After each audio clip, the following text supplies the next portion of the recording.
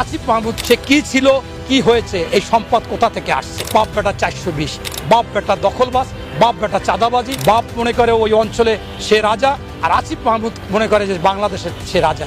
এই আসিফ মাহমুদের মধ্যে যদি বিন্দু মাত্র মনুষ্যত্ব থাকতো, তার পদত্যাগ করা উচিত ছিল। সেকেন্ড হচ্ছে, তার বাবাকে নিয়ে যখন পেপার পত্রিকায় লেখা হচ্ছিল, সেই দিন তার পদত্যাগ করার কথা ছিল। যে আসিফ মাহমুদের পদত্যাগ চাচ্ছে, আবার আসিফ মাহমুদ বলতেছে যে আমি দক্ষিণ সিটি কর্পোরেশনের জনতার মেয়রকে বসতে দেয় নাই, এই জন্য তার বিরুদ্ধে ষড়যন্ত্র হচ্ছে তারই চ্যানেল দিয়ে।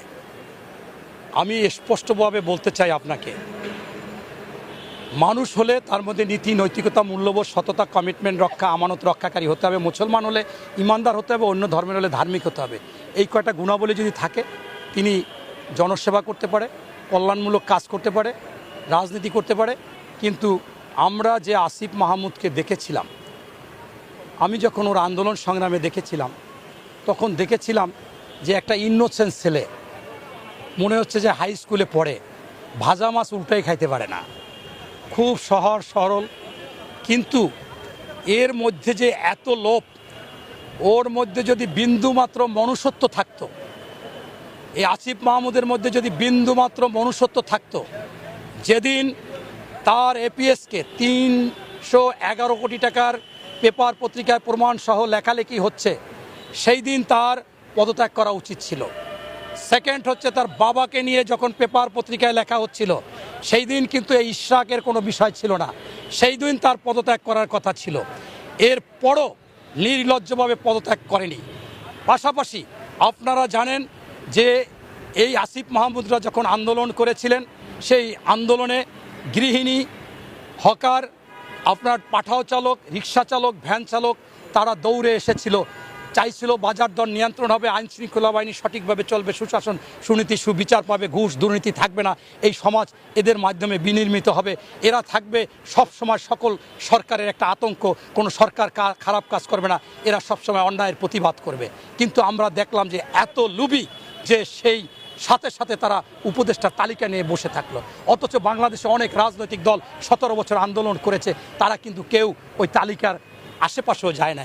তাদেরকে অফার করলেও বলছে যে না, আপনারা নিরপেক্ষ লোক দিয়ে করেন।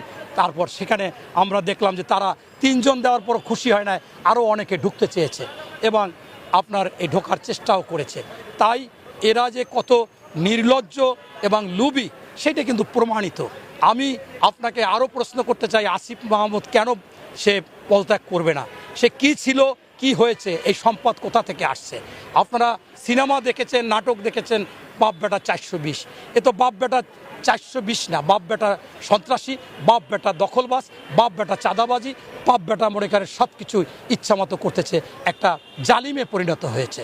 তাই আজকে সে যদি বলে যে ইশরাকের এই চ্যানেল দিয়ে আমি অবাক হয়েছি, ইশরাকের চ্যানেল ছাড়াও আপনাদের মতো যারা এই অনেকের সাক্ষাৎকার নেয় না, আপনারা ইউটিউব, আপনাদেরকে ধন্যবাদ জানাই। অনলাইনে আপনারা কিন্তু ওই সরকার পতনে আপনাদেরও ভূমিকা ছিল বড়, আপনাদের প্রচারেই কিন্তু প্রসার হয়েছে, মানুষ উজ্জীবিত হয়েছে।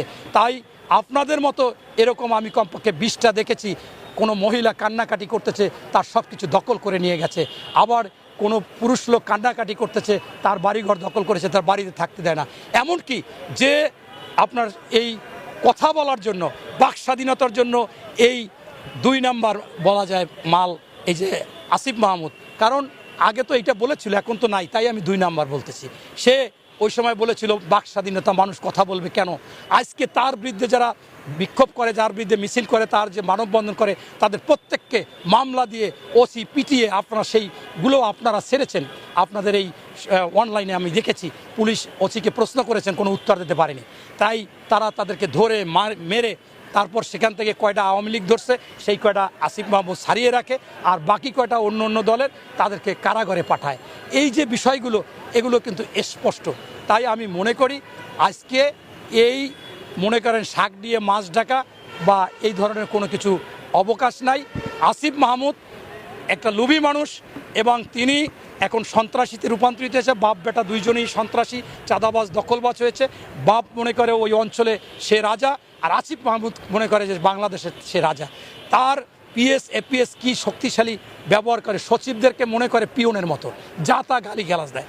আমার একটা বন্ধু অতিরিক্ত সচিব, ওরই মন্ত্রণালয়, সে আমার কাছে খুব কষ্টের সাথে বলল যে বর্তমানেও যে তার এপিএস আছে তারা যে ব্যবহার করে তাদের সাথে, মানে যা তা বলে, অথচ ওই এপিএস বিসিএস দিয়ে একটা চাকরি পাওয়ার মতো যোগ্যতাও ছিল না হয়তোবা, সেই আন্দোলনও তারা করেছিল, অথচ বিসিএস ক্যাডার তারা অনেক যোগ্য, তারা চাকরি বাদা করে।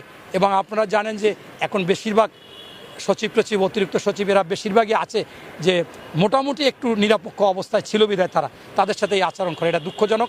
তাই আমি বলি এটা তার মিথ্যাচার এবং প্রতারণামূলক কথা এবং এটা চতুরতা।